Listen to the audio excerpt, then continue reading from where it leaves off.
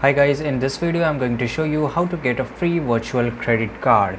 So first of all we will go into the Skrill.com. You have to open the browser and in the Google you have to type Skrill.com, okay, and after that you have to click on the first link, okay, and here you can see this is a website of Skrill.com and this is the home page. So basically you have to just register here. So after that you can see on the top right side corner you have to register, and you have to click on the register button, and after that it will take to your new home page.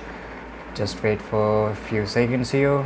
So here you can see guys, you have to fill all the details and basically you have to enter your critical informations like your name, your country, your currency, email address, and after that password, and after that you have to register. So as soon as you will register, you will have the account and you will log in into the account. You will get a free virtual credit card.